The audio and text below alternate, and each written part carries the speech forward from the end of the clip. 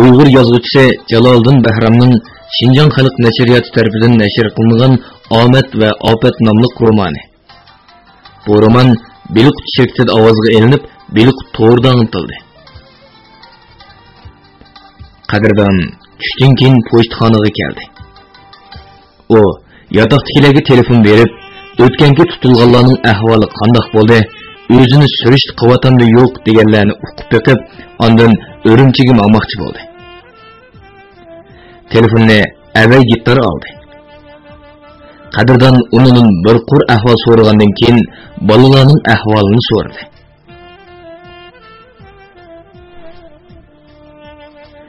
Ondan asirma. Hozir yotoqdagi bolalar g'ayratchandoni Beydindan keldi deb o'tirish qilyapmiz. G'ayratkam qaytib ketdi-da. Qadrdon kimlarning qo'yib berilganligini bilishga oldirdi. Yotoqda rosa tayzi qo'yibsizlar-da. So'rimda kimlar bor? Kim bo'ladi? G'ayratchando, Zuhur Gasiya, Abixon Lompa, Aysa Xananjar, Idris Moden, ishqilib, koni ulfatlarning hammasi bor. Qadrdon telefon trubkasini qo'yib, deb yenik tin oldi. Chunki o'tganda so'langanlarning hammasi degidek qo'yib berilgan edi. U pochtxonadan chiqib Gulbaqqa kelishi, qayoqdandir varqirishib Ahad Tavka bilan Emir Uchbarmoq yetib kelishdi. Ular qiladigan qiliq topolmay, biri Qadrdonni ko'klarga ko'tirib maqtisa, yana biri uning do'lisi qiqib, zamonimizning yangi boylari deb xushomat qilishardi. Ular Qadrdonni kapto deb anglab ko'p izlaganligini, lekin hech yerdan xabarini ololmaganligini og'ziga tegmagan holda kapildimoqda edi.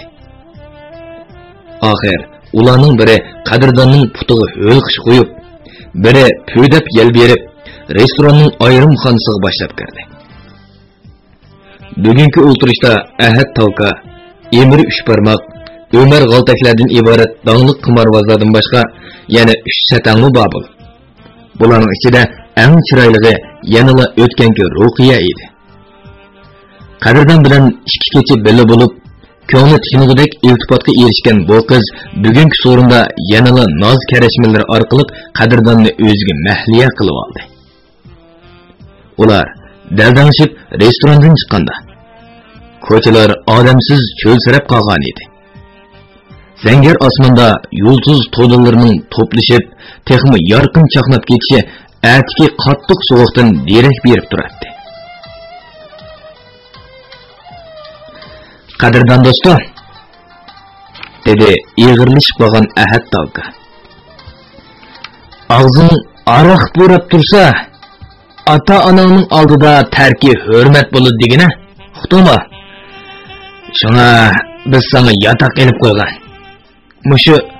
Mushu farishta seni opirdi. Qandoq dedim? Qandoq dedim, mantiqayim? Chataq yo'q? Dedi tangshilib qolgan Ruqiya. Chataq bayada biz yo'q. Bir kechilik satang hilisi ikki qo'rojoyning beshiga suv qo'ydi. Qadrdon atis taklif qilingan qimor so'rinda ikki qo'rojoyni 250 ming so'mga tavba qilib uttirib etdi. U aslida 170 ming so'mni qaytarib olsam ajab emas deb cho'ruq bilanla xampaga kirgan edi. Biroq o'lganning ustiga tepgandek ikki qo'rojoydan ayrilib qolib, Urumchiga puchlangan holda qaytib ketdi. Aerodromdan qo'zg'algan taksi 10 necha kilometr yo'lni besib, kun petishga yaqin O'snarxon Jannat ne'matlari oshxonasi oldida to'xtadi. Safar sumkasini ko'targan Qadrdon oshxonaga kirib kelganda, piyol sanayotgan Zulay atrofda oboq to'xti, Kozim, O'snarxonlar yo'qdek. Chaydoni tashlab etib, ushqandek kelib Qadrdonni quchoqlab oldi. O'snarxon ko'rmasga serib, peshtaxtadan bosh ko'tarmadi. Aboq to'xti bilan Kozim tomoq sunish to'shkidan neri ketdi. Amis qarab tursa, yuragi selib ketgan Qadrdon asta pichirladi. Bo'ldi qiling. Karim nima? Zul'aymi pichirladi. Ishga qarab, ko'zimning qarisi eqib ketgili tasli qoldi. Bo'ldi. Men qo'yib o'tam. Boshqalar bilan ko'rishib olay. Qadrdon Zul'aydan oralli bo'shandida peshtaxta oldiga keldi. Ana, obdan turdingmi? Oy, qadrdon balam kep qapti emasmi? O'smarxon chandurmay o'rnidan turdi. Ishchi tinchlikmi? Mazlum qudimizning ahvoli yaxshida? Yaxshi. Onamni doktorxonadan elib chiqqandan keyin bu yoqqa keldim. Ya Allah, top setish bozorlaridagi qoqchilar oshxonamizni o'tan qilib etdi, dedi O'smarxon qopoqlarini suzib. Katta qoq savdogarlari, shirkat xo'jayinlari bola saygiyan deb izlab keldi ya. Shu. Etini otmay, bola saygiyan deydigan desa. Tomoq sunish cho'chkida oboq to'xti ko'rindi. Qadrdon bola, yurt jamoat, tuqqanlar tinchlikmi? Tinchlikka. Har qaysilarga duoyi salom etdi. Salomat bo'lsin. Allah aman qilsin. Ana, dada, dedi Zul'ay to'mishqini ushlab. Hammasi tinchlikka. Bo'ldimi endi? Qo'rsaq eshib ketgan odamdan gap so'raverdi ekansizlar. Zul'ay qadrdonni boshlab xosxonaga akirib qo'yib, o'zi qaytib chiqishi. O'smarxon peshtaxta ichib turib varqiradi. Zul'ay qizim, sen qadrdonga hamroh bo'lgin. Go'shtlarni dadam pishirib berdi. Ma'qul ana.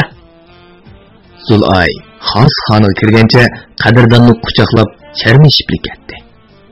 U to'ymay so'yatdi. Hidlaydi. Erkelab ko'kraklarga yuzlarini yoqatdi.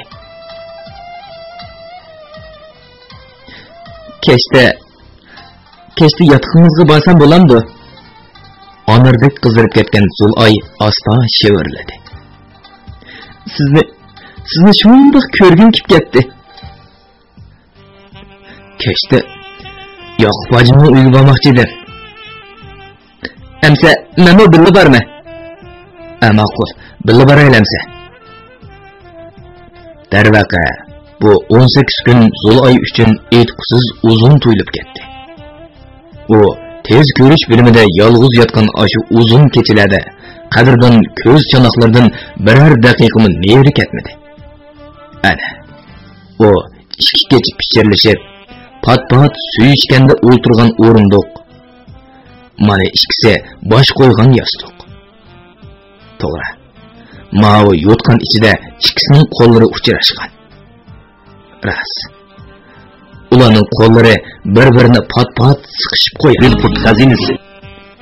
Tova. Erlarning qo'llari nemancha xosiyatli, sirliq, haroratlidir. Her uchrashganda tarqagan bir qiziq eqin uni behushlik bo'shigida allaylaydi. Qo'llari tomirlarini yervatgidek tipchaklaydi. Chidab bo'lmas bir xil taraddud butun vujudini larziga soladi.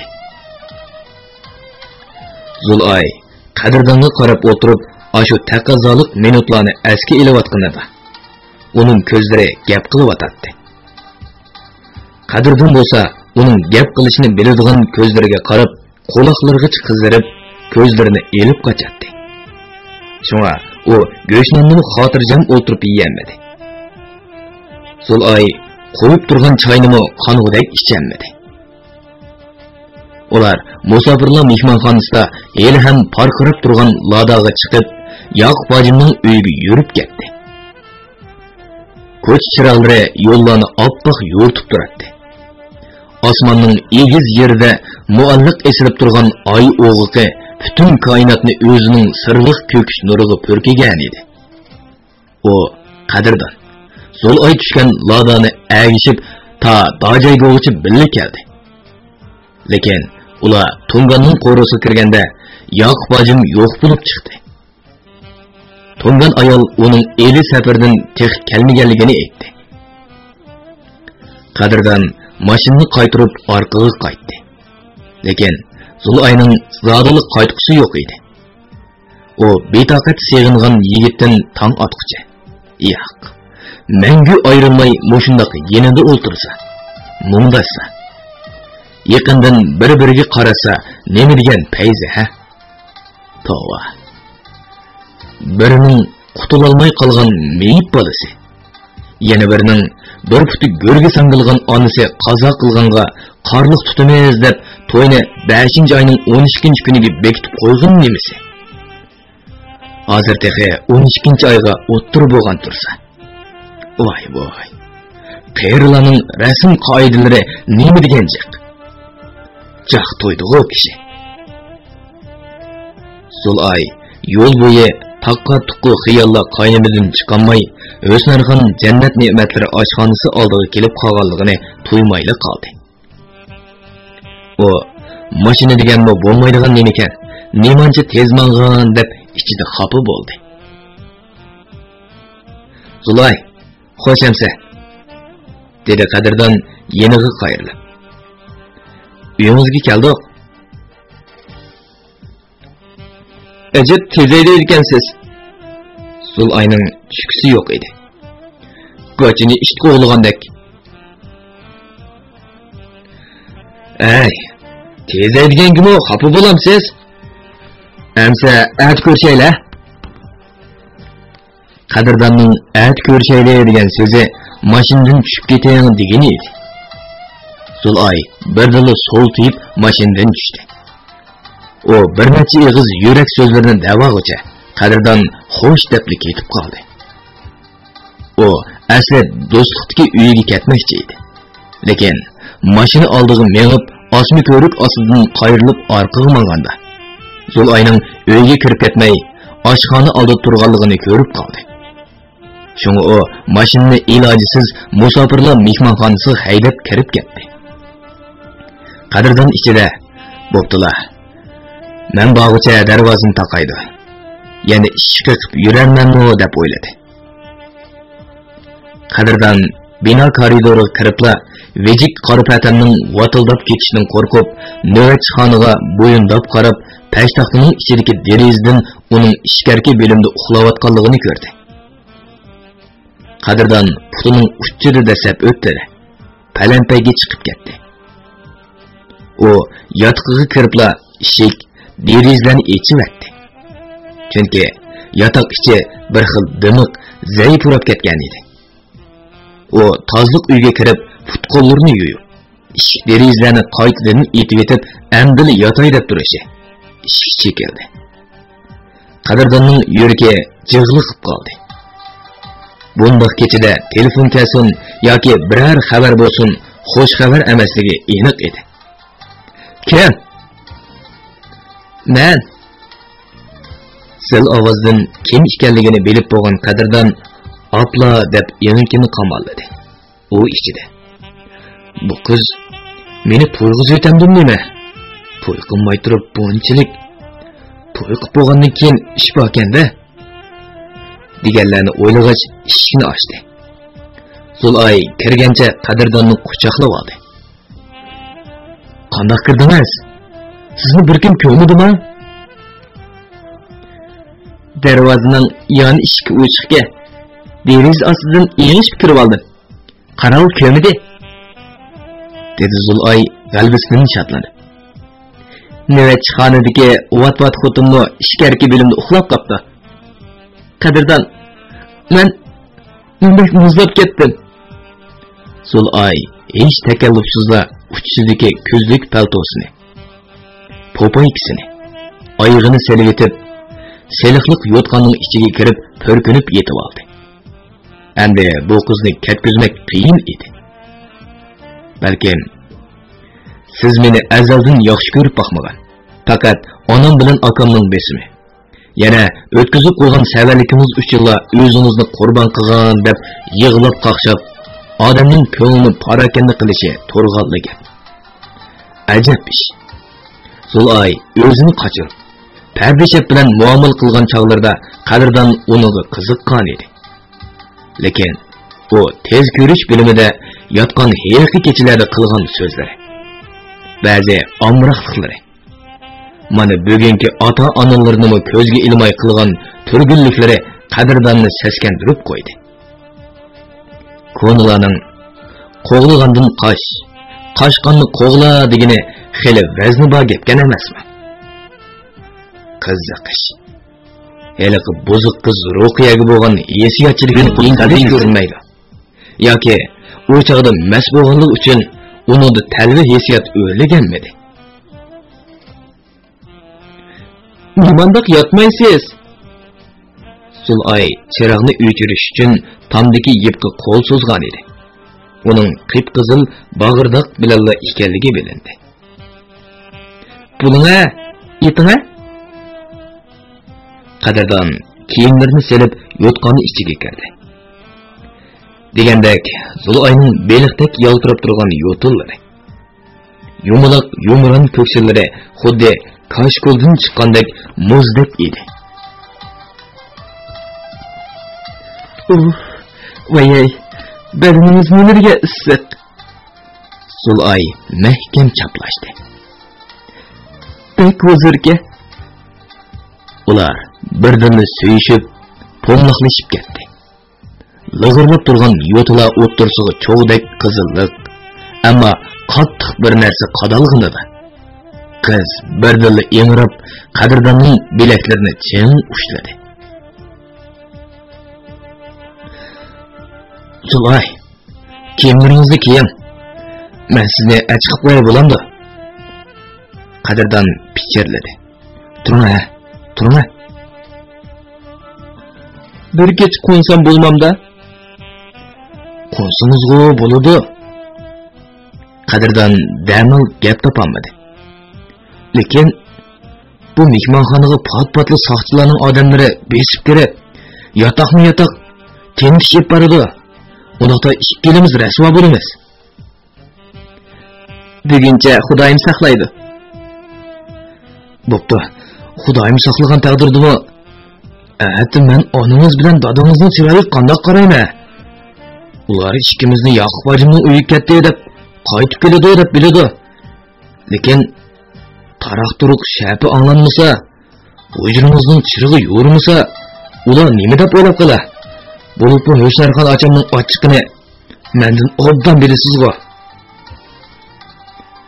Bo'ptamsa. Zulay kiyimlarni kiyishga boshladi.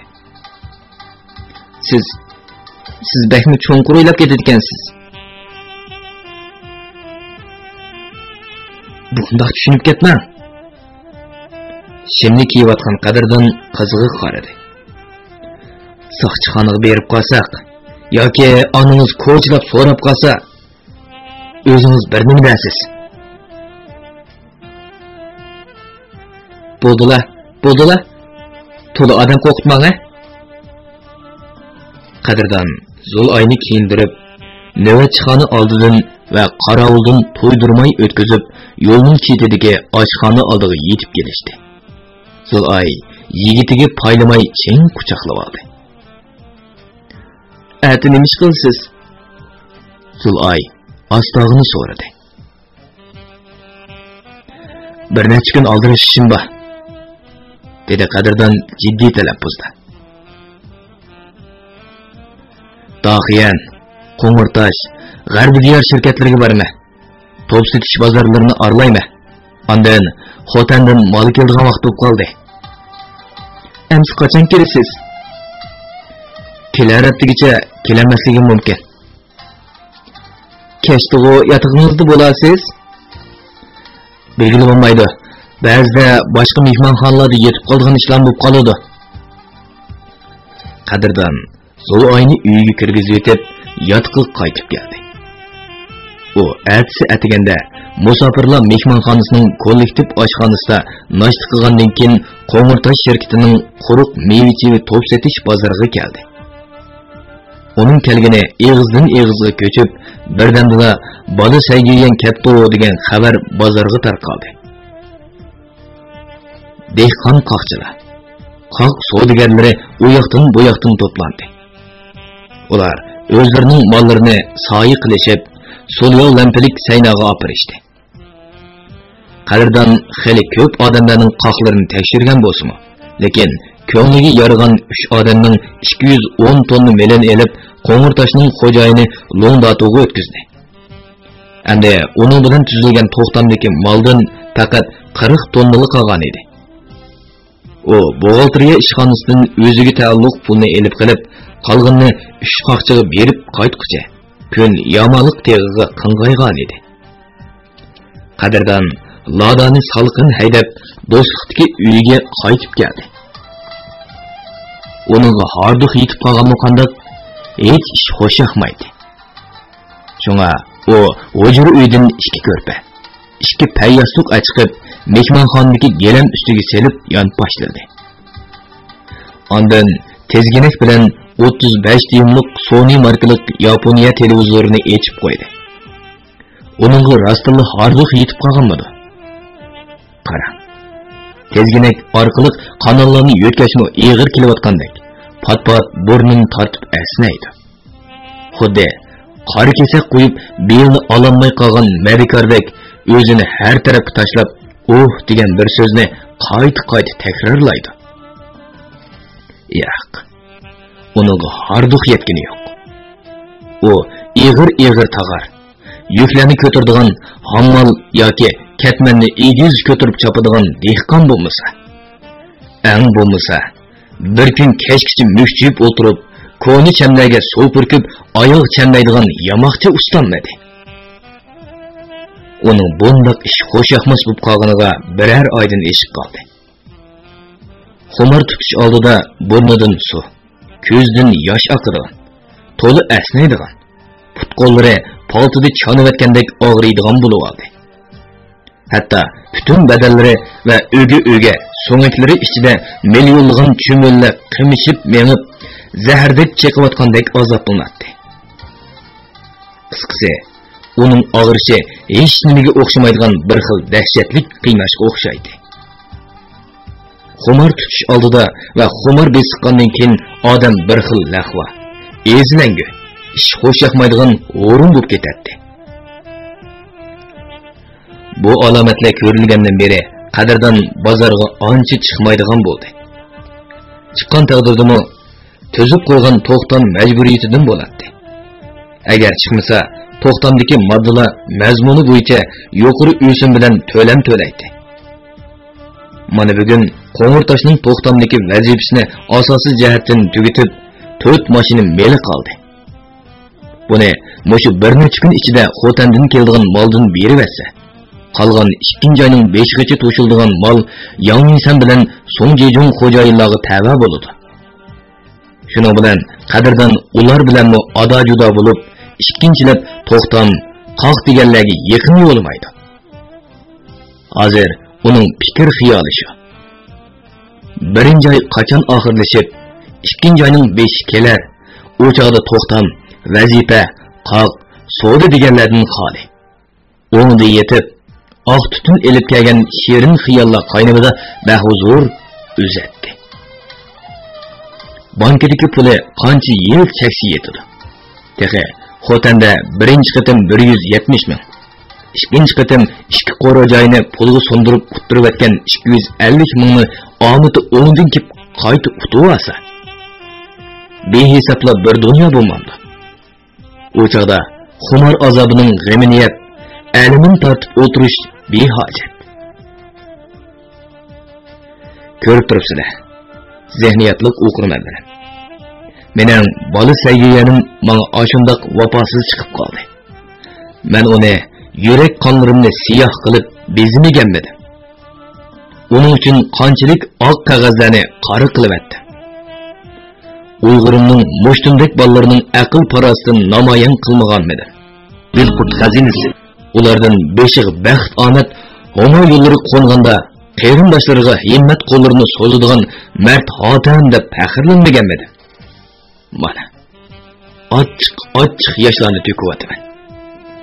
Men bilan tang qalimimni qon yig'layotdi. Ko'mish tashliq farishta onaning omadlaring tush mezgilidagi daraxt soyisidek qisqa bo'ladi degan so'zlarining nemishqimi tiyiga yetib varaq qalamga maslahat solmagandiman. Bola sevgiyanimning bunchalik yo'sizlik qilib meni o'sal qilishni bilgan bo'lsam, sahnalarning eng oldida o'tirib o'yin ko'radigan cho'lponlardan bo'lishga tirishmasmidim. Nima qilaman? Tong suzilmasdan ta olamni zulmat bosgan qadar do'mchilib o'tiribdi. Nima qilay? Qalamni beshi bilan mag'dirib, uni qon yig'ildi. Oppoq qog'ozlar bag'riga qanchilab dog'larni silib. Xayriyat. Qalamim menga nasihat qildi. Bo'ldi qo'y. Nemincha urasan. Reallikdagi odamlar emas. Hatto sen yurak sharbatlaringni siqib, tomchi tomdirib yaratgan qahramonlaring tutunga mahliya bo'lib qolsa, uni nachar, nabob, fazilatsiz, iqtidorsiz, yovuz maxluqlarga aylandi. Bo'ldi bas. Men qalamimga xitob qildim. Endi u haromzadini ko'ra ko'zim yo'q. U tutunda do'zax kuliga aylandi. Chelim bilan nashini oshni tutib, maynat bangi bo'landi.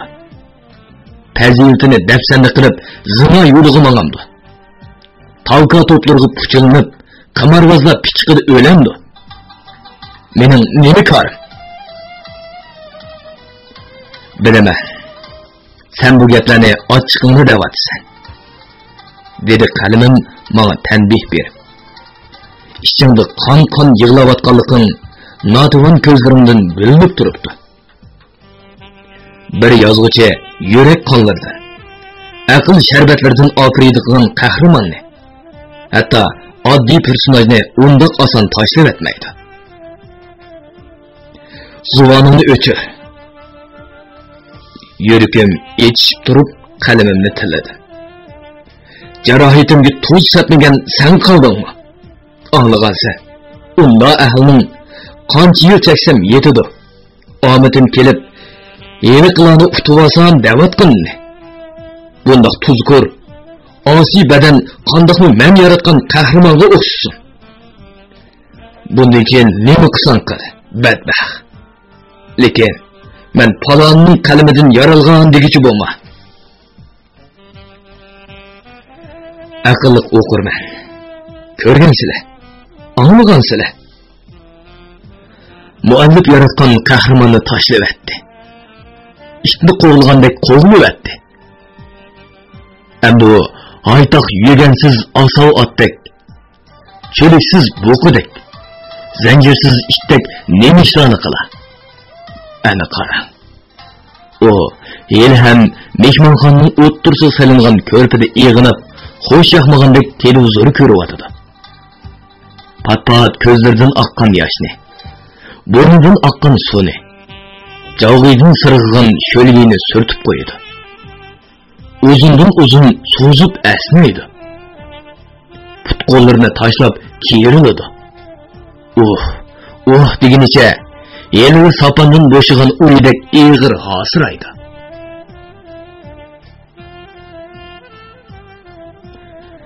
Qadrdonning ko'zi televizorda bo'lgani bilan ko'ngli Zul'oy bilan bo'ladigan to'y haqida chegish xiyollarga to'lgan edi. To'y 5-oyning 12-kuniga bekitilgan bo'lsa-mu, lekin qadrdon yarim yil burun ansizlik ilki titraydi. Zul'oy bu ishlarni buruli unuga aytgan.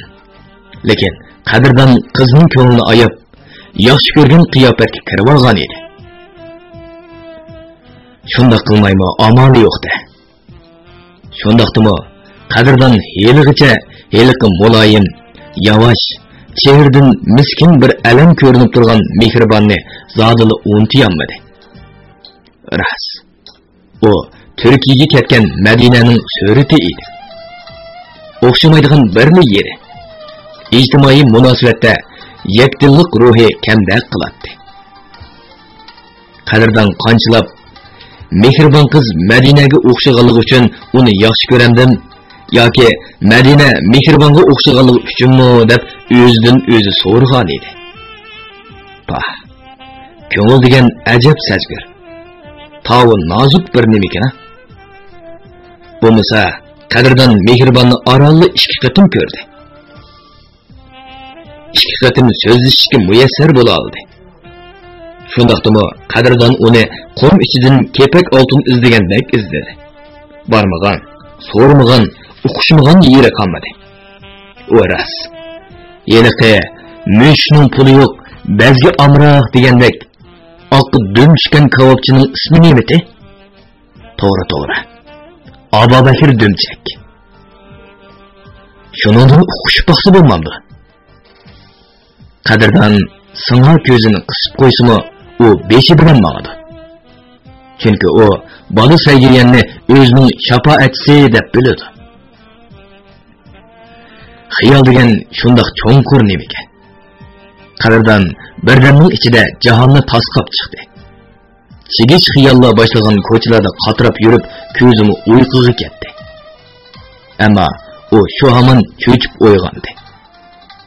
Chunki kimdir biri ishni bir xilda chekib atadi. Qadırdan erinchaklik bilan o'rnidan turib ishni ochdi. Tova, mau karamatni ko'ring. Oxir zamon bo'lib qolganmi nima? Yerla xiyol algigidan o'tkazgan Aba Bekir kavopchi ikkining orsiq elingan kavopni tutib, dömchayginicha yejib turadi. Qadırdan boyvachcha, o'zlariga kavop akilib edi. Bak singib pishdi juma, issiqini yavagan bo'lsinlari. Meni borlig'imni qandoq bildilar? Meni qaraslar boyvachcha. Bir ko'zim kavoptanda, yana bir ko'zim sizning mushu tor ko'chada. Aba Bekir bo'ynini qisib turadi. Baya mashinalarning yaltida parqirab o'tib ketganligiga ko'zim tushib qoldi desalar. Bir ko'zim sizning mushu tor ko'chada degan so'z Qadırdanni o'ylantirib qo'ydi. Ras. Xiroyinga o'ginib qolgan odamning beshida qanish tanglab tursangmi? Yanıla çekidigimni çekiyiverdi. Bir kunlik kavop tijaretidan kirgan pul bir qitimliq chekishga yetmasa, tar ko'chaga talmirmay qandoq qiladi? Qadırdan uning qo'lidan kavopni elib, uni uyga taklif qilgan edi. U qo'rinib, yejib, olqonlarini ishqilib kirishga petinolmadi. Ketishga ko'ngli o'lmadi. Uning nemini ta'na qilayotganligi aniqli edi. Aba Bekir aka, koridorda bunaqa turibsizlar.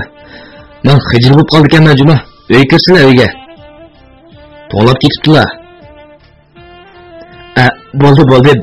Begim, bo'ldi. Xonzoda, men pul olmayman. Pul olmaydiganliklarini bilaman. Qani uyga kirsizlar? Aba Bekir uyga kirib, televizor, gullik yeshil gilam, soğuk ısık hava tangsügüş, qısqısı, öydeki pulluk ve hayvetlik mülüklerini burun bir necha qitim ko'rgachga ulağı ancha sinak ketmedi. Onun bütün asyadi aşu tırnaqdek so'liyoq xaltada qolgan edi. Qadırdan ishkarki uyga kirib ketib, ishkop ichidan qo'l yog'liqqa o'ralgan yong'oqdek cho'nglikda xiroinni oldi. Bu Yiken köz saqchixonasidagilar tutib olganda turbi ichiga tashlab etgan Obixon lumpining pirislangan xiroin partisi edi. Tushla Aba Bekir aka. Qadırdan qo'l yog'lig'iga tugilgan narsani berdi. Bu sizga xil uzun vaqt yetdi. Begim, xonzoda. Aba Bekir do'ppida tizilib Qadırdanning putlarini quchoqladi. Xudoyim sening hurmat to'siblarni, martabalarini texmir yuqori qilg'ay. Davlatlari ziyoda bo'lg'ay. Umrlari uzun, omadlari behisob bo'lg'ay. Ay, tursla. Bizni yo'qli bir odatni qilyaptinglar. Sizlanganlarni ozdab, putuning sho'yanda Qadırdanning rostli ochib kelgan edi. Xudoning bir la'natkardi bandisi tilak tilasa, bizning ahun, donalarimiz eshak boqanda. Tova.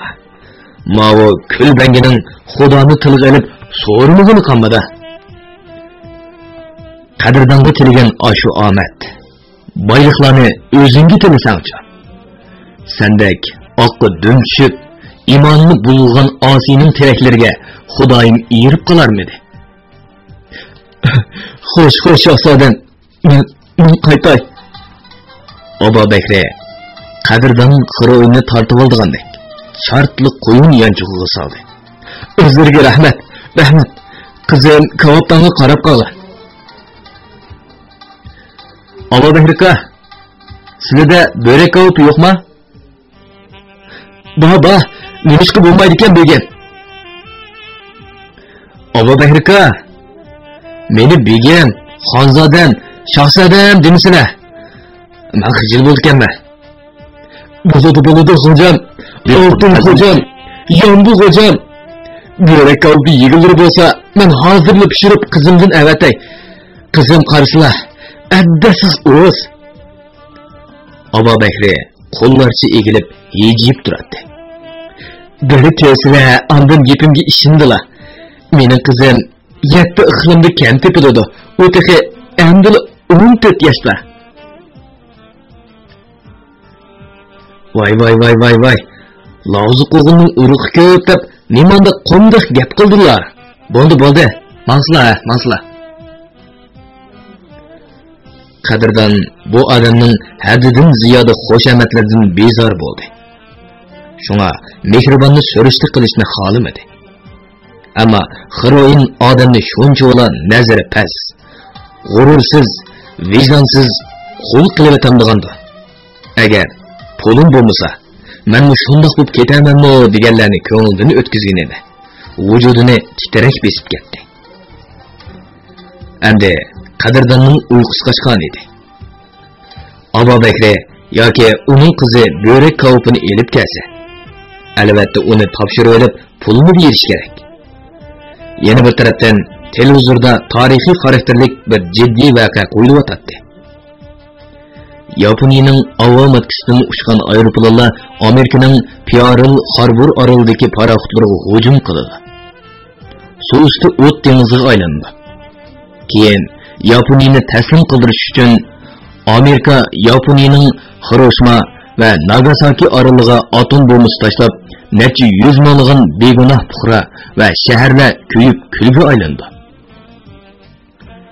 Qadrdon tarix o'qituvchisi so'zlab bergan bu tarixni televizorda ko'rib, o'zi xuddi ashu urushlarga qatnashgandek hayajonlandi. Voqealikning jiddiyligi, atom nurda kuyayotgan, saran bo'lib qolgan odamlar, cherqirib, yig'lab, boshpanoqsiz tamtirab yurgan yetim bolalar, o'rilayotgan binolar, qip-qizil yolqin ichida qolgan fuqarolarning uy makonlari qadrdonni jiddiylashtirib, qanchalik vaqt o'tib ketganligini bilmayli qoldi. Shunga u eshik qo'ng'irog'i muzikalik sado berganda cho'chib ketdi. Qadrdon televizorning ovozini tezginak bilan sal pasaytib qo'yib, o'rnidan turdi. U eshikni ochibda ko'zlari chakchiyib, nafaslari uzilib, yuragining urishi o'ziga anglangandek gupildab urib qoldi. U haqiqatan o'z ko'zlariga ishonmay qolgan edi. Mehribon, Qadrdon aka? O'ykirim. Yo'q bo'ldi, dadam bu börek kavopini avatgan edi. Mehribon burunqidaklar Qadrdonga tikilibgina qaramadi. Faqat yerga boqqanicha nozik siymosi yoydak egilib turardi. Bu fazilat bobida yakta bir qizning ta'zim baja keltirishi edi.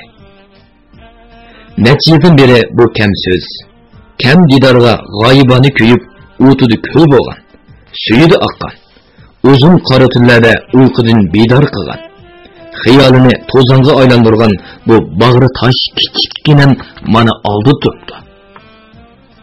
Tova. O'zi g'o'rilayning bolasidek bir siqim, lekin uning mehr o'ti nimandiq olamchidi. Yana kelib qo'lining uchun tutqizmasa, mehrni qochirib pinhon tutsa. Döktügülük qari ko'zlarini uzun kirpiklik cho'mpardalar orsig'i yushirsa. Bu quzg'unning o'risida opridi bo'lgan jannat qushimi nima? U qachongacha qadrdonni qiynaydi? Qiyo bo'lsa-mu bir qarz cho'kashki. Qadrdon ma'moqchi bo'lib orqasiga dojig'an mehribonning belikidan birni tortib uy ichiga elib kirdi. Shu hamon eshikni guplik qilib yopdi. U qizni betoqat holda bag'riga bosdi. Lavlarga so'ymoqchi bo'ldi. Ammo qizning yelinish va bechorlik bilan to'lgan ko'zlarining namlik yolqinini ko'rib qoldi. Qadrdon qizni asta qo'yibdi. Mehribonmi intayin mayus ham umidsiz ko'zlarini qadrdonga tikdi. Tova, siz Obabehrakonning qizi ekansiz-da? Qadrdonning og'zi tunji qitim zuvonga keldi. Men mushu uyni olgandan beri dadingiz bilan tonish. Mushu uyni elib zinnatlagan. Uy jabduqlari elib kelgan chog'laringizdan tatibla siz ishganligingizni bilatdim. Amsa nima uchun mendan qochib yurdingiz? Men sizdan nima qochqudakman? Faqat zaruriyati yo'q deb bildim shu. Sizcha zaruriyat yo'qmi-da? Qadrdon birdalla so'ltib qoldi. Yeli bo'tqa daldizda nima deyishgan edik? Shu chog'dami zaruriyati yo'q deganim esimda. Voy xudoyim, bu sug'da o'rib turganimizni qarang. Qani, ko'rib keling. Abumisi divanga. Yo'q, men ketmasam dadam ansirab qoladi. Xafa bo'lmang-a. Necha vaqtdan beri dadangiz bilan aloqa qilishib yuribmi? Ajab sizni uchratmabdimi? U chog'larda dadamning shogirdi bor edi, dedi mehribon muloyimlik bilan. U bola yurtiga ketgandan keyin men yordamlashyapman. Xo'sh qadrda aka, men mangay. Voy xudoyim, orom tepishganda yana birdan o'tirsangiz bo'lmamdi. Fursat bo'lib qola. Qadrdon mehribonni uzitib, xalta ko'chagacha birga chiqdi. Osmon surtilgan chinidek pokiz. Yulduzlar jillinib turardi. Tiniq zangar osmondagi oy timtos ko'chalarni oppoq yorug'likka cho'mdirgan edi. Mehribonning oydindagi sarvi bo'yiga, gulsimon chehriga, sag'irsida so'ylab turgan bir o'rim to'm chechiga qarab, yaylimag'an qadrdon to'yuqsizlik qizning oldin to'sdi va uni quchoqlab so'ydi. Qiz bo'ljinib, mo'rlab, ittirib beshamlik qilmagan bo'lsin, nomus ochiqini ko'zdan oldi. Oy nurida uning yoshlari holirang nur bo'lib yuzlariga to'kildi. Kechiring, dedi qadrdon hozir. O'zimni zodil tutib olamadim. Mehribon xo'shmi demay, beshini sog'inichi ketib qoldi. U kavobchilar qatoriga kelganda dadisi ishdan tushib, narsa keraklarni yig'ishtirib o'tadi. Ular ikkisi kavobdan o'rindiq, shira qatorliqlarni do'kon ichiga to'shib, qulib solgandan keyin uylariga qaytishdi. Abubakirning chiroyidan bir xil xo'shallik aks etib turardi. Qizim mehribon, ayol bo'lib qoldingizmi? Abubakir qizining chiroyiga sap soldi. Qadrdon boyvachi bilan mo'ndishib qoldingizmi nima? Yo'q dada.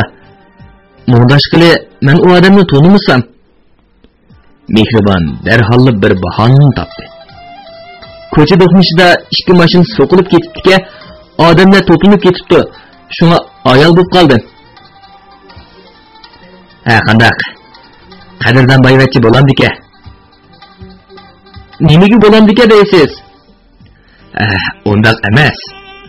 Uxmas bo'lamiz-chi? Qandaq? Yaradimi? Dada, nimadan deydigansiz? Men 14 yosh tursam. Bala, qiz bola degan 11 yoshida balog'atga yetadi. ata bola ikkisi qadrdon haqida talashib uyga yetib kelishdi. Ishkarga tashqarqi bo'lib ikki og'izliq kichikkina bu qo'ri ularning birdan bir boyligi edi. Agar bu yerlarga etib etish siyosati tikib qolsa, olqandak qo'ri joylarmi palonchi pul bo'lib ketishi mumkin edi. Bu qo'rini setib, biror eg'iz uyni ijaraga olib, qolganiga uyini olsam deydigan xiyol Abu Bakrni doim vasvasiga solatdi. Ammo uyingda cho'k-cho'ng bo'lib qolgan bir qiz yursa, har qancha ersirab qolgan cho'kanmi oldi orqasiga qarab ikki tayin bo'lib qoladi. Shunga Abu Bakrning o'ltirisi qopsa fikr xiyoli mehribonni uzitib etish edi. Yana bir tarafdan bu yavaş, muloyim qizining o'gay ona azobidan tortishini xohlamaydi. Shunga Abu Bakr qadrdon do'stlikdagi uyini elib, zinnatlashni boshlagandan beri qiziga uning boyligini, iqtidorini, hurmat inovatini maqtab ko'klarga ko'tirib keldi. Hatto eng bo'lmasa bir ko'rib beqing debmi yolvordi. Lekin mehribon dada meni qisqimang degan bir eg'iz gap bilan cheklandi. Beliqut şirketida ovozga elinib, Beliqut to'rida anglatilayotgan Uyg'ur yozuvchisi Jaloliddin Bahramning Xinjiang xalq nashriyoti tarafidan nashr qilingan Omad va Ofat nomli romanini bugun mushargacha anglatdik. Davomini atidagi anglitishimizda davomli anglatamiz. Bu roman Xinjiangning har qaysi joylaridagi Xinhua kitobxonlarida sotildi. Do'stlarning setib olib, saqlab qo'yishni tavsiya qilamiz.